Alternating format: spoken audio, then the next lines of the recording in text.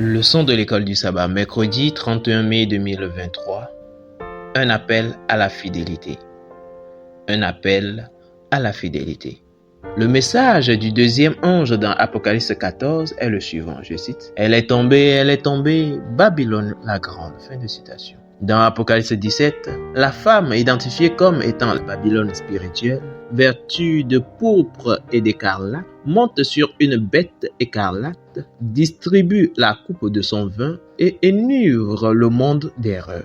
L'Église et l'État s'unissent. La fausseté prévaut. Les démons accomplissent leurs miracles pour séduire. Le monde est catapulté dans son conflit final. Au même moment, le peuple de Dieu est calomnié, ridiculisé, opprimé et persécuté. Mais en Christ et par la puissance de son Saint-Esprit, il reste ferme dans son engagement. Toutes les puissances de l'enfer et les forces du mal ne peuvent briser la loyauté des enfants de Dieu envers Christ.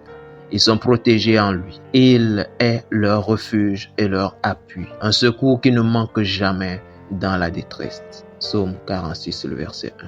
Dieu appelle un peuple de la fin des temps à revenir à la fidélité à sa parole. Jésus a prié, je cite, « Sanctifie-les par ta vérité, ta parole est la vérité ». Jean 17, le verset 17. Fin de citation. La vérité de la parole de Dieu et non l'opinion ou la tradition humaine est l'étoile polaire qui nous guide en cette heure critique de l'histoire de la Terre.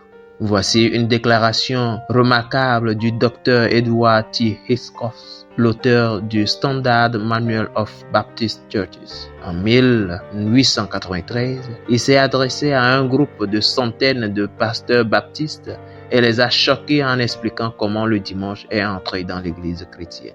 Je cite, « Quel dommage qu'il, le dimanche, soit marqué de l'empreinte du paganisme et baptisé du nom du Dieu Soleil, puis adopté et sanctionné par l'apostasie papale et légué comme un héritage sacré au protestantisme. » Fin de citation. Edward Hiscox, lors d'une conférence des pasteurs à New York le 13 novembre 1893. Lisons Ézéchiel chapitre 20, le verset 1 à 20. Là, il est écrit. La 7e année, le 10e jour du 5e mois, quelques-uns des anciens d'Israël vinrent pour consulter l'Éternel et s'assirent devant lui. Et la parole de l'Éternel me fut adressée en ces mots. Fils de l'homme, parle aux anciens d'Israël et dis-leur. Ainsi parle le Seigneur l'Éternel. Est-ce pour me consulter que vous êtes venus? Je suis vivant. Je ne me laisserai pas consulter par vous, dit le Seigneur l'Éternel. Veux-tu les juger? Veux-tu les juger, fils de l'homme? Fais-leur connaître les abominations de leur père. Tu leur diras, ainsi parle le Seigneur, l'Éternel. Le jour où j'ai choisi Israël, j'ai levé ma main vers la postérité de la maison de Jacob et je me suis fait connaître à eux dans le pays d'Égypte. J'ai levé ma main vers eux en disant, je suis l'Éternel, votre Dieu. En ce jour-là, j'ai levé ma main vers eux pour les faire passer du pays d'Égypte dans un pays que j'avais cherché pour eux, pays où coule le lait et le miel, le plus beau de tous les pays. Je leur dis, rejetez chacun les abominations qui attirent ses regards et ne vous souillez pas par les idoles de l'Égypte. Je suis l'Éternel, votre Dieu. Et ils se révoltèrent contre moi et ils ne voulurent pas m'écouter. Aucun ne rejeta les abominations qui attiraient ses regards et ils n'abandonnèrent point les idoles de l'Égypte. J'eus la pensée de répandre ma fureur sur eux, d'épuiser contre eux ma colère au milieu du pays d'Égypte. Néanmoins, j'ai agi par égard pour mon nom, afin qu'il ne soit pas profané aux yeux des nations parmi lesquelles il se trouvait, et aux yeux desquelles je m'étais fait connaître à eux, pour les faire sortir du pays d'Égypte. Et je les fis sortir du pays d'Égypte, et je les conduisis dans le désert. Je leur donnai mes lois, et leur fis connaître mes ordonnances, que l'homme doit mettre en pratique afin de vivre par elles.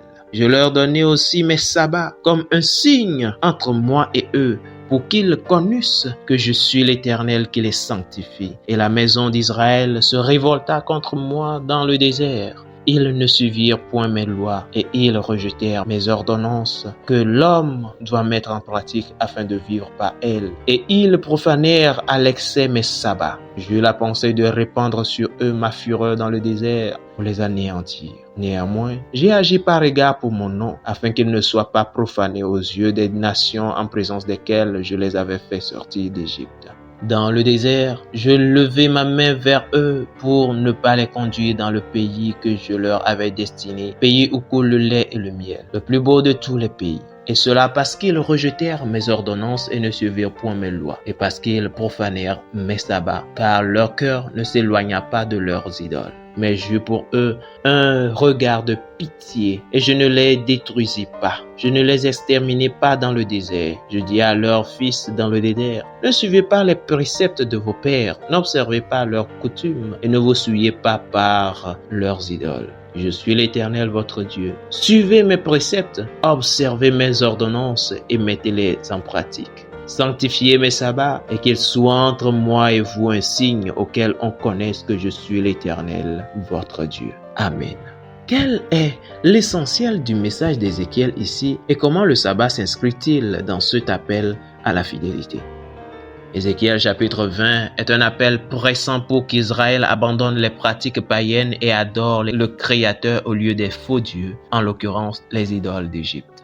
Dans le message des 3 anges, Dieu lance un appel similaire à adorer le Créateur, car Babylone est tombée. Et comme nous le savons, le sabbat et la fidélité à celui-ci joueront un rôle important dans les événements des derniers jours. Quelles leçons pouvons-nous tirer pour nous-mêmes de ce qui a été écrit dans Ézéchiel chapitre 20, le verset 1 à 20?